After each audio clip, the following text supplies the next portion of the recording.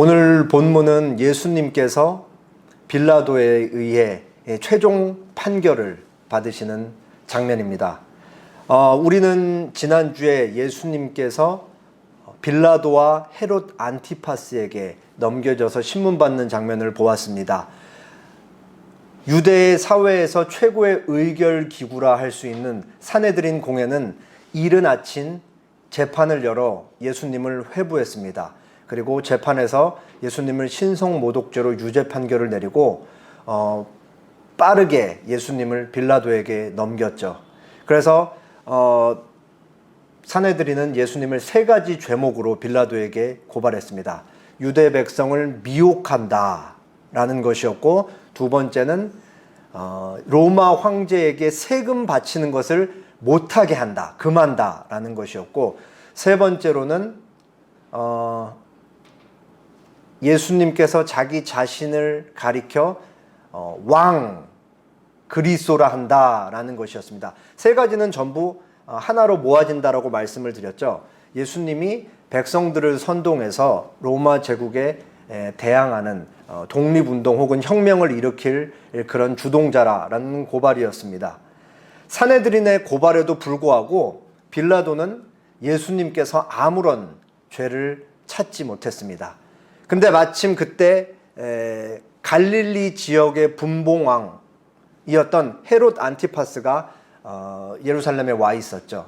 그래서 빌라도는 옳았거나 싶어서 예수님을 헤롯에게 넘깁니다. 그러니까 헤롯도 예수님을 보더니 그들이 고발한 내용, 이 사람은 유대인의 왕이다라는 것을 통해 아무런 죄를 발견하지 못하고 다시 빌라도에게 넘겼죠. 그렇게 이제 지난주 내용이 끝났습니다. 그리고 오늘 본문이 이어지는 거죠. 13절에서 16절은 빌라도가 이제 사람들을 다 불러 모으고 이제 최종 판결을 하기 위해 재판을 여는 장면입니다. 거기서 이제 빌라도는 예수님에 대해 첫 번째로 무죄를 선언합니다. 그리고 그거에 대한 반응, 무리가 첫 번째로 하는 반응이 18절, 19절에 나와 있죠. 바라바를 놓아주소서 라고 얘기를 합니다. 그리고 20절에 예수님께서 또다시 예수님이 무죄하다는 것을 모여있는 유대 백성들 앞에서 그렇게 얘기를 합니다. 그래서 무리들이 또 두 번째로 반응을 하죠. 우리는 예수 필요 없다. 그를 십자가에 못 박으라. 그리고 22절에는 빌라도가 또 한 번 더 예수님의 무죄하심을 선언합니다. 그러자 23절에 무리가 마지막으로 반응을 하죠. 십자가에 못 박으소서. 그리고 사건의 결과가 24절, 25절에 나와 있는데, 결국 빌라도는 예수님에게 사형을 언도하고 예수님이 사형을 언도를 받으심으로써 바라바라고 하는 악질 범죄자는 자유를 얻게 되어 석방되었다라는 것으로 본문이 끝이 납니다. 우리가 매주 사도신경을 통해 신앙 고백을 하고 있죠.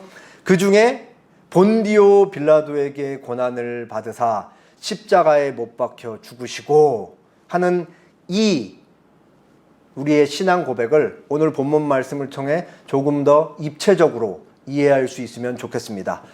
본문에서 예수님께서 최종 재판을 받는 이 과정을 통해서 본문에 나타나 있는, 본문에 등장하는 다양한 인간 군상들을 통해 그들이 어떤 반응을 보였는지 조금 살펴보고 하나님의 사랑에 대해서 생각을 해보도록 하겠습니다. 먼저 빌라도가 재판을 열고 예수님의 무죄를 첫 번째로 밝히는 장면입니다. 13절에서 16절입니다. 빌라도가 대제사장들과 관리들과 백성을 불러 모으고 이르되 너희가 이 사람이 백성을 미혹하는 자라 하여 내게 끌고 왔도다. 보라, 내가 너희 앞에서 신문하였으되 너희가 고발하는 일에 대하여 이 사람에게서 죄를 찾지 못하였고 헤롯이 또한 그렇게 하여 그를 우리에게 도로 보내었도다. 보라, 그가 행한 일에는 죽일 일이 없느니라. 그러므로 때려서 놓겠노라. 빌라도가 이제 사람들을 불러 모아요. 먼저 대제사장들, 가야바와 안나스였죠. 그 사람들을 이제 부르고, 그리고 관리들, 당시 유대 사회의 지도격 되는 관리들 다 불러 모아서 이제 재판을 시작할 참입니다. 그리고 빌라도는 마지막으로 많은 사람들이 볼 수 있게끔 일반 백성들도 다 모아서 이제 재판을 시작하는 것이죠. 그러면서 얘기를 하는 거예요. 이 예수를 한번 너희가 봐라. 내가 너희가 보는 앞에서 분명히 이 예수라는 작자, 너희가 고발한 그 세 가지 내용, 자칭 왕이라 그러고 로마 황제에게 세금을 바치지 말라 그러고 너희 백성들을 선동해서 로마 제국에 혁명을 일으킬 주동자로 고발을 했는데, 잘 봐라. 나는 아무런 잘못을 이 사람에게서 보지 못했다. 그리고 너희도 잘 봐라. 도대체 이 사람에게 무슨 잘못이 있느냐 라면서 이제 예수님을 이렇게 보여주면서 무죄함을 얘기를 하고 있는 거예요. 그리고 거기서 빌라도가 끝내질 않죠. 나뿐만 아니라 내가 갈릴리 분봉왕 헤롯에게도 예수를 보냈었는데 헤롯조차도 예수에게서 너희가 고발하는 그 죄목들에 대해서 아무런 문제점을 발견하지 못했다. 헤롯조차도 예수의 무죄함을 얘기를 했다. 나도 그렇고 헤롯도 그렇고 우리 모두 예수의 무죄함을 인정하니까 이 사람은 아무런 죄가 없다라고 그렇게 백성들에게 얘기를 한 것이죠. 그러니까 이제 백성들이 이 반응을 하기 전에 빌라도는 예수님의 무죄를 이렇게 확신하고 있는 거예요. 자기도 그렇고 뭐 아무리 따져봐도 예수님에게서 무죄 어떤 죄를 찾지를 못했기 때문에. 근데 이상한 점이 뭐냐? 그러면은 내가 이 재판에 대한 최종 판결권을 내가 갖고 있다. 그리고 나는 이 예수라는 사람에 대해서 아무런 잘못을 찾지 못했기 때문에 나는 이 사람을 풀어주겠다 하고 꽝꽝꽝 하면 되는 거잖아요. 근데 빌라도가 뭐라고 마지막에 얘기를 해요? 이 사람 무죄하다.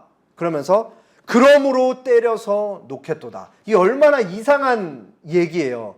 지금 빌라도가 앞에 있는 유대 백성들을 향해서 뭐라고 얘기를 하고 있는 거예요? 이 사람 무죄하지만 때려서 놓겠다.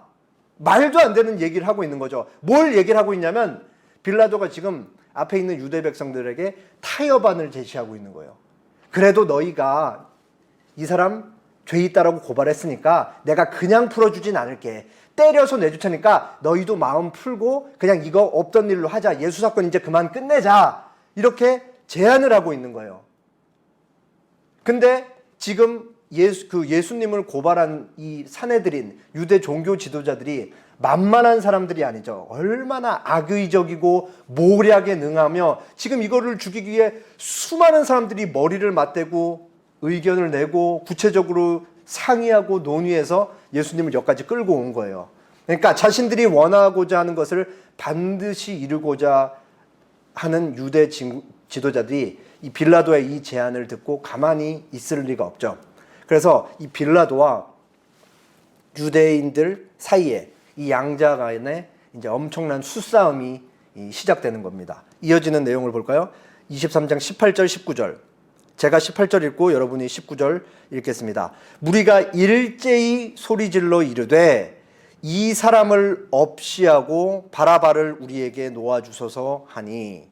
이 바라바는 성중에서 일어나 민나사 살인으로 말미암아 옥에 갇힌 자라. 무리가 일제히 소리질러 이르되 이 사람 예수를 없이하고 바라바를 우리에게 놓아주소서, 이렇게 얘기를 했어요. 근데 바라바는 어떤 사람이에요? 실제로 밀란을 일으키고 사람을 죽인 살인범이라고요. 그러니까 지금 사내들이니 예수님을 고발하고 있는 그 세 가지 제목과 거의 비슷한 사람이 바로 이 바라바였던 거예요. 그러면서 이때 당시에는 그 유대 사회 명절 때는 그 죄수 한 명을 석방시켜주는 이 특사 관습이 있었어요. 오늘날 우리로 치면 뭐 광복절 특사와 같은 거겠죠. 그래서 이제 바라바가 물어보는 거예요. 예수와 바라바 중에 누구를 풀어줄까? 빌라도가 조금 안일하게 생각했던 것 같아요.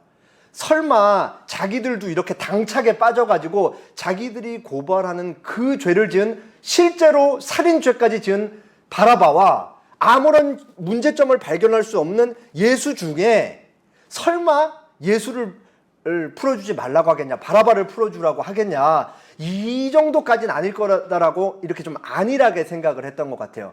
그래서 물어보는 거죠. 너희들 바라바를 원해? 예수를 보내? 바라바를 보내줄까? 예수를 보내줄까? 이렇게 이제 묻게 된 거예요. 그러니까 여기서는 사실 굉장히 이때 재판을 지켜보고 있었던 유대 백성들은 몰랐지만 사실 여기는 후대 독자들은 아주 중요한 함의가 있는 것이죠. 바라바라는 의미가 이 바라바라는 이름이 어떤 의미냐면 바가 누구누구의 아들, 바가 누구누구의 아들이고요. 그리고 그 다음에 라바 해서 아바가 아빠, 아버지라는 의미예요. 그래서 바라바라는 이름은 아버지의 아들이라는 의미죠.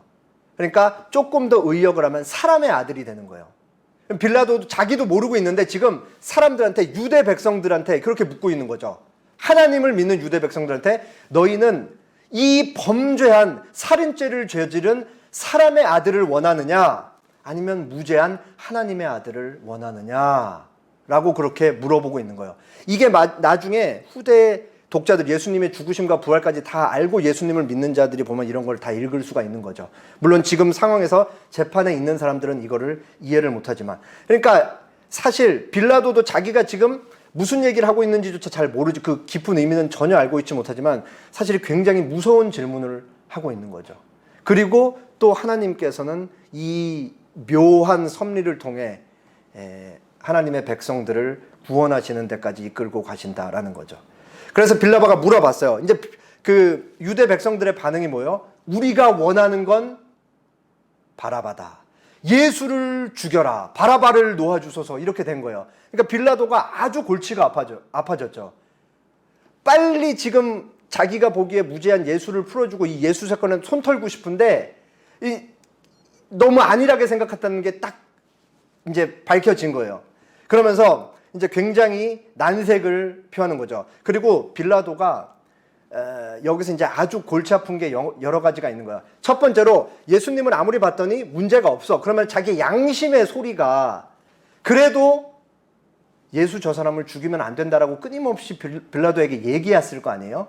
그리고 여기에서 또 어떤 내용이 있냐면 빌라도의 아내가 전가를 보내요. 전가를. 그러면서 어떤 얘기를 전달했냐. 여보, 당신은 그 옳은 사람 예수에게 아무 관여도 하지 마세요. 최종 재판 결정권이 있는 사람한테 아무 관여도 하지 마세요. 지난밤 꿈에 내가 꿈을 꿨는데 그 사람 때문에 너무 괴로웠어요. 제 예수 저 사람한테 아무런 신경 쓰지 말고 빨리 무죄로 석방해서 이런 전가를 보낸 거예요. 그러니까 아내 얘기도 듣고 이제 점점점 빌라도는 자기가 예수님을 풀어줘야겠다는 생각이 들었을 거 아니에요.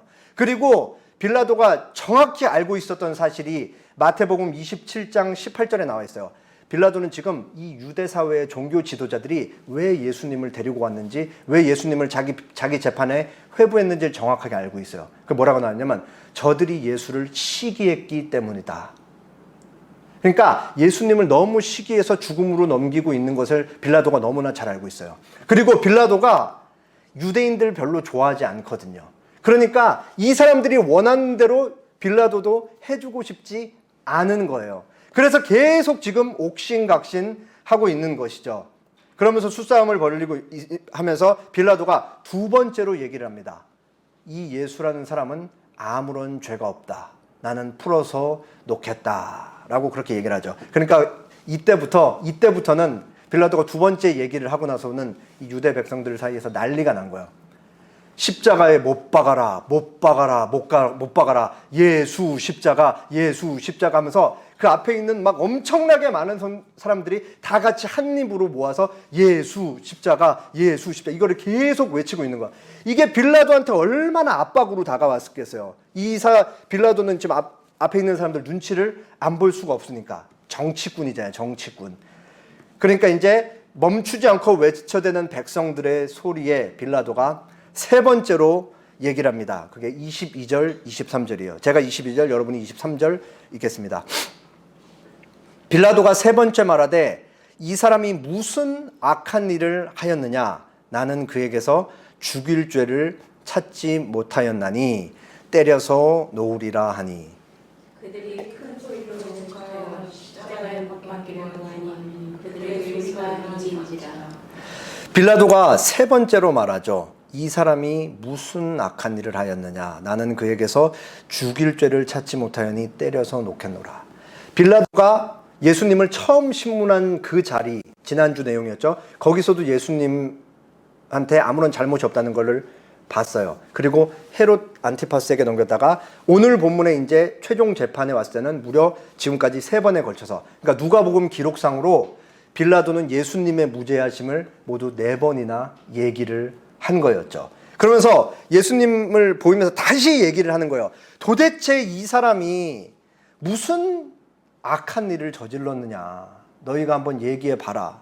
나는 그에게서 도저히 죽일 만한 죄를 찾지 못했다. 이 사람은 선동죄를 범할 그런 악한 사람이 아니다. 이 사람 죽일 필요 없다. 죽일 수 없다. 죽일 필요 없다. 그러니까 때려서 놓을 테니까 너희도 적정선에서 포기할 건 포기해라. 이제 이렇게 얘기를 했던 것이죠. 근데 여기 사람들은 여전히 계속해서 예수 십자가, 예수 십자가 이 고함 소리를 계속 외치고 있는 거예요. 모여든 사람들은 멈추지 않고 계속 얘기를 하죠. 그러면 이제 이 압박 소리에 빌라도는 자기 내면의 양심 소리와 자기 부인이 보냈던 전갈 내용과 그리고 자기가 이 사람들 내용을 들어주기 싫지만 또 들지 않을 수 없는 이 뭐가 이게 혼재돼가지고 이제 계속 압박받으면서 이제 슬슬 그쪽으로 넘어갈 수밖에 없게 되는 거죠. 그러면서 이 정치꾼 빌라도가 결국은 예수님을 넘겨주지 않을 수 없을 만한 그 상황에 쐐기를 받는 종교 지도자들의 발언이 있었어요. 그게 뭐냐면 요한복음 19장 12절에서 15절.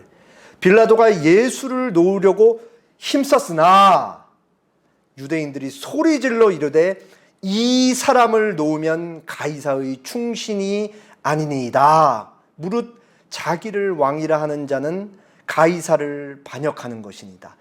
아주 그 빌라도가 정치적으로 갖는 아킬레스건을 딱 움켜쥐는 거예요. 뭐라고 얘기하는 거예요? 이 반역 주동자인 예수를 놓으면 당신은 로마 황제의 충성된 일꾼이 아니다. 충신이 아니다.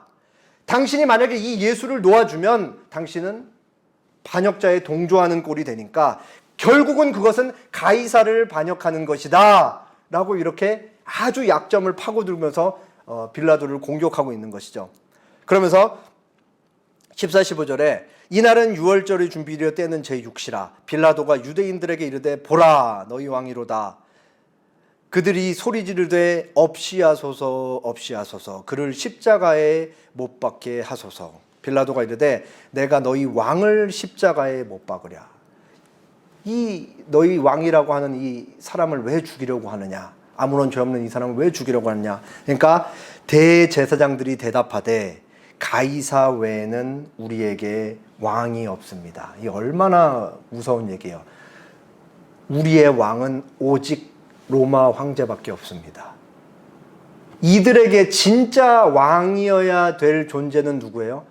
하나님이잖아요. 그리고 그 하나님께서 보시내신 유대인의 왕인 예수님이어야 하는데 이 백성들의 영적인 상태, 그 영혼들을 관리하는 제사를 담당하는 이 대제사장들이 하는 말, 우리에게 진정한 왕은 로마 황제밖에 없다. 예수님이 그때 물으셨던 거랑 완전히 맥을 같이 하죠. 가이사의 것은 가이사에게, 하나님의 것은 하나님에게. 너희가 진짜로 섬기는 건 누구이냐? 하나님이냐 아니면 눈에 보이는 로마 황제이냐?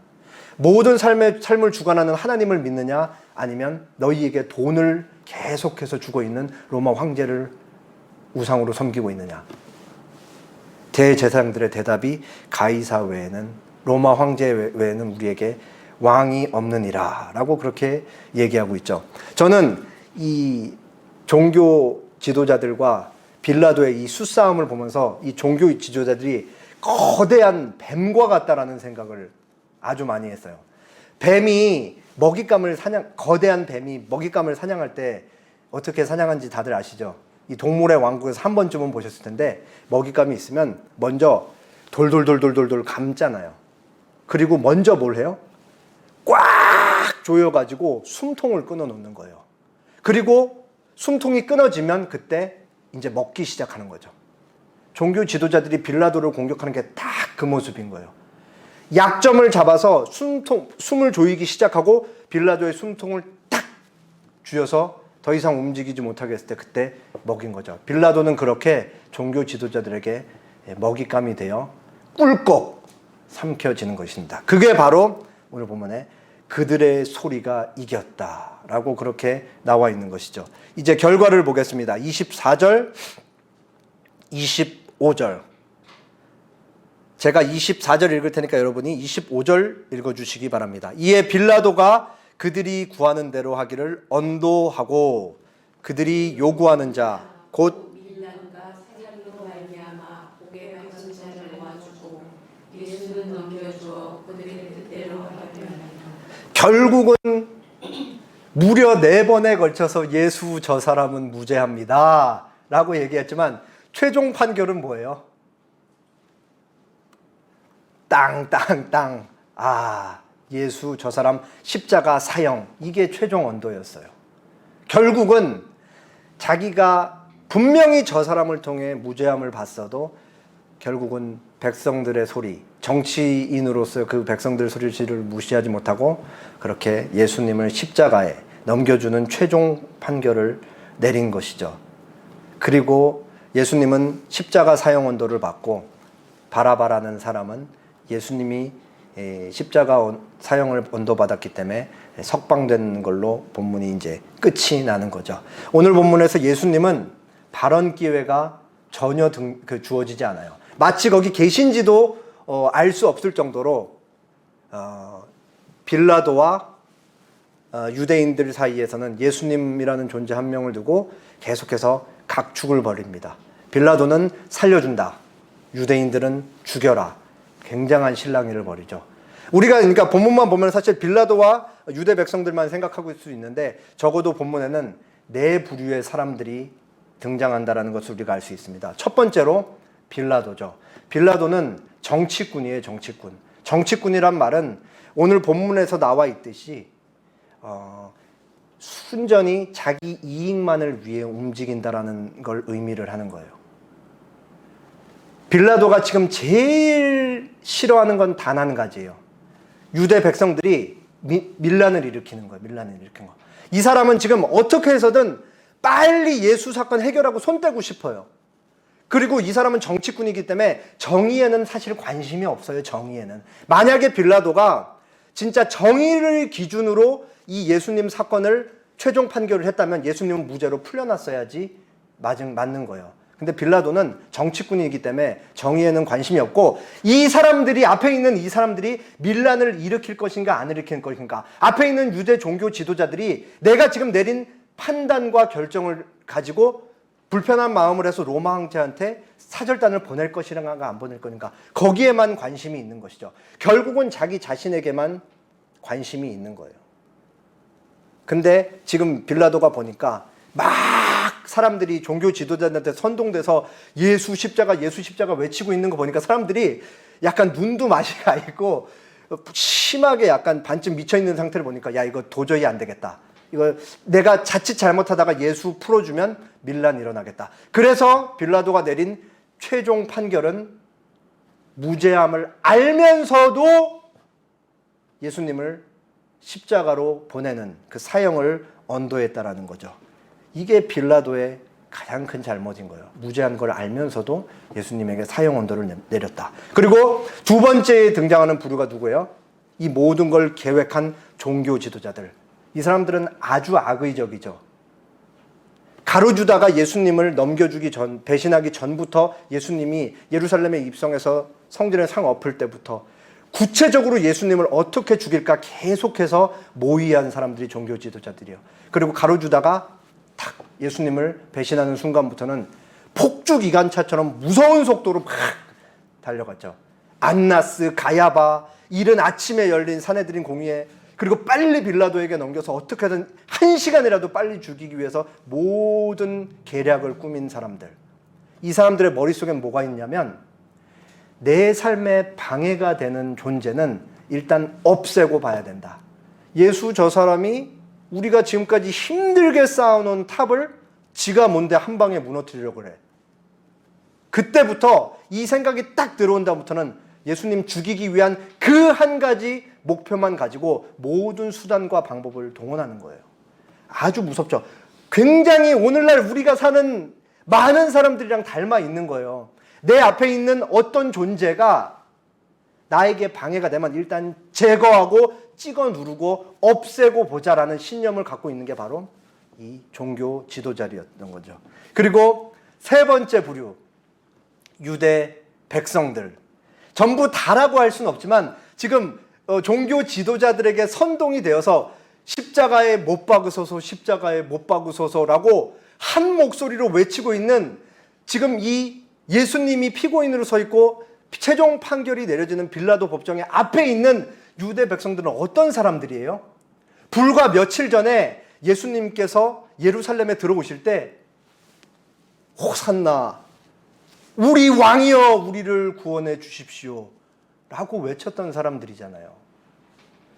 지금 예루살렘에 들어오시는 예수님 당신은 우리의 왕으로서 이제 로마 제국으로부터 우리를 독립시켜주고 우리를 영원토록 지켜주실 것입니다. 우리를 정치적으로 독립적으로 구원해 주실 왕입니다 라고 하면서 엄청 신나가지고 막 반겼던, 환호하면서 환영했던 사람들이잖아요. 근데 지금 이 사람들이 동일한 입에서 뭘 얘기를 하고 있는 거예요? 예수를 죽이라 그러잖아요. 왜요? 불과 며칠 전에 예수님을 들어올 때는 자기들의 기대감이 있고 자기들이 생각하는 메시아가 지금 자기들이 원하는 욕망을 이루어주기 위해서 들어오고 계신데, 며칠 지나서 금요일 아침에 딱 일어나 보고 재판에 회부된 예수님의 얼굴을 보니까 얼굴은 두드려 맞아갖고 팅팅 부어있고 밤새도록 신문을 받아서 피곤한 기색이 역력하고 그들이 바라는 왕이자 자기들을 로마 제국으로부터 구해줄 메시아의 모습은 전혀 찾을 수가 없었던 거예요. 그리고 로마에 파견받은 총독 빌라도 앞에서 무력한 모습으로 수갑이 체인지로 가만히 있는 그 예수를 보면서 저 예수는 우리가 바라는 그 메시아가 아니다. 그러니까 종교 지도자들이 저 예수 자칭왕 예수다, 우리 저 사람 반드시 죽여야 되는 이 말에 선동을 당하는 거예요. 자기들이 원하는 거를 예수님에게서 전혀 볼 수 없었기 때문에 아주 무섭게 확 등을 돌려버렸던 것이죠. 그리고 마지막 바라바, 실제로 밀란을 일으키고 살인죄를 저지려서 그 범죄자로 지금 감옥에 갇혀 있었던 그 사람이죠. 근데 이 사람은 예수님 때문에 자기가 십자가를 져야 했음에도 불구하고 예수님이 유죄 판결을 받음으로써 이 사람은 자유의 몸이 되는 것입니다. 세상에 이렇게 불의하고 부조리한 재판이 어디 있어요? 이 재판의 정의란 것은 온데간데 없는 것이죠. 이 재판에는 그저 인간의 이기심과 욕망과 그리고 악의만 뒤엉켜 있을 뿐입니다. 우리가 이 본문을 읽으면서 제일 쉬운 건 뭐냐면 본문에 등장하는 빌라도, 유대 백성, 그리고 종교 지도자들을 저기 멀리 떨어뜨려 놓고 우리는 이만큼 떨어져서 저 사람과 나는 다르다라고 생각하는 게 본문을 가장 쉽게 읽는 방법이에요. 근데 우리가 사실 살다 보면은 이렇게 악인 선인 딱 이분법적으로 나눠놓을 수가 없고, 우리가 살다 보면 때로는 빌라도잖아요. 얼마나 비겁하게 나 자신의 이익만을 위해 예수님을 넘겨주는 때가 많이 있어요. 그리고 우리가 때로는 유대 지도자와 같은 모습을 똑같이 하고 있는 거잖아요. 내 앞에 방해되는 사람이 있으면 무섭게 달려나가서 그 사람을 흉보고 제거하기 위해 애쓰는, 그게 예수님을 결국은 죽음으로 이끌고 가는 거죠. 우리의 죄악된 모습이.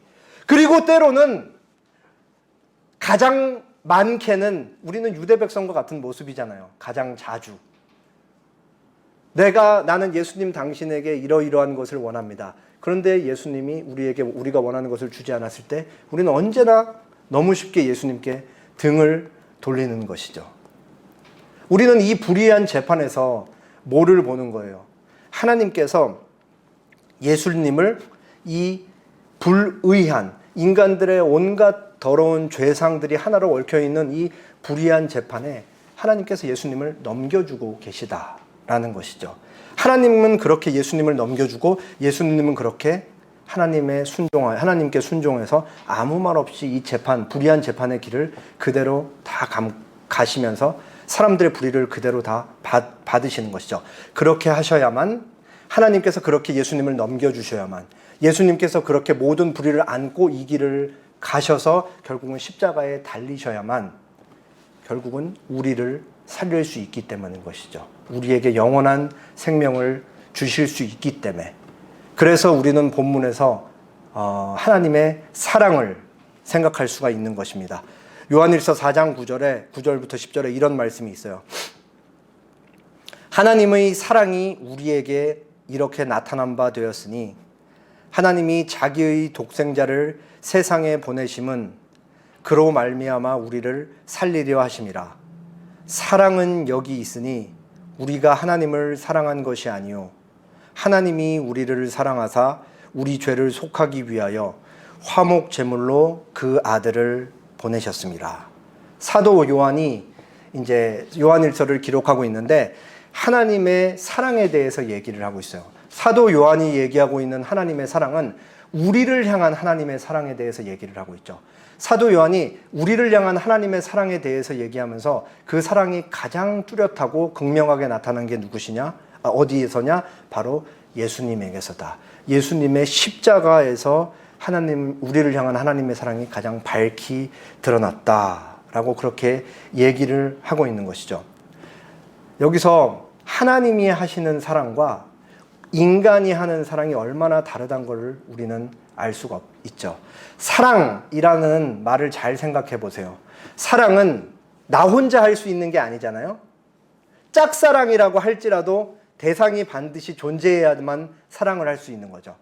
근데 인간이 하는 사랑은 상대방에게서 사랑할 만한 이유와 조건과 매력을 발견해야지만 사랑을 할 수 있는 거죠. 예를 들면 저 사람 키가 참 크고 얼굴이 잘생겼다 혹은 얼굴이 예쁘다 라는 외형적인 이유나 매력을 발견해야 저 사람을 사랑할 수가 있게 되는 거예요.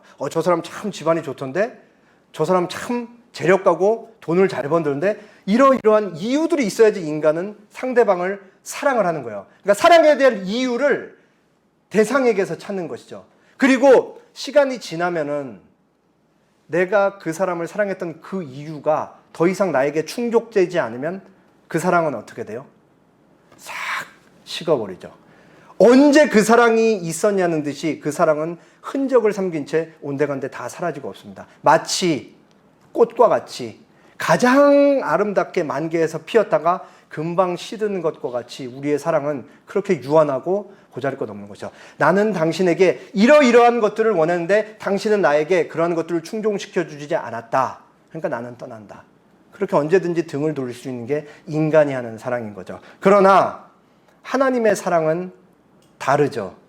하나님은 사랑의 대상인 우리에게 조건과 자격을 찾지 않으시는 거예요. 하나님의 사랑은, 우리를 향한 하나님의 사랑은 하나님 존재 자체에서 나오는 거죠. 하나님 존재가 사랑이시기 때문에 사랑할 근거를 대상인 우리에게서 찾는 게 아니고 하나님 스스로가 사랑이기 때문에 그 사랑이 우리에게 자발적으로 이렇게 나올 수밖에 없는 거예요. 이게 얼마나 다른 거예요.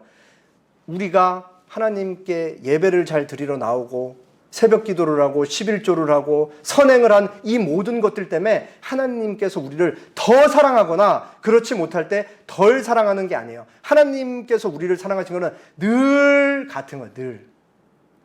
만약에 하나님의 사랑이 우리 인간의 사랑과 같다면, 대상에게서 그 자격과 조건을 찾는다면 아무도 이 세상에 살았던 예수님이라는 존재 한 분 빼놓고는 아무도 하나님의 사랑을 받을 자격이 없는 거죠. 왜? 우리는 빌라도고, 우리는 유대 종교 지도자들이고, 우리는 유대 백성들과 같으니까. 그렇지만 하나님께서는 대상에게서 자격과 조건을 찾지 않기 때문에 계속해서 그렇게 우리를 사랑하신다는 것을 우리가 알 수가 있는 것이죠. 그래서 이렇게 나와 있는 거예요. 사랑은 여기 있으니. 앞에 하나님의 사랑을 꺼내 보이죠. 하나님의 사랑은 추상적인 건데 사도 요한이 하나님의 사랑은 추상적이지가 않아요 하면서 마치 이 컵을 앞에 딱 그려놓고 실체를 보여주시지, 하나님의 사랑은 여기 있습니다 당신들을 향한 하나님의 사랑은 여기 있습니다. 라면서 뭐라고 얘기하냐? 우리가 하나님을 사랑한 것이 아니요 하나님이 우리를 사랑하사 우리 죄를 속하기 위하여 화목 제물로 그 아들을 보내셨다. 하나님의 사랑의 실체는 눈에 보이지 않는 추상적인 것이 아니고 십자가에 가장 극명하게 드러나 있지 않았냐라고 그렇게 우리 앞에 내어놓는 거죠.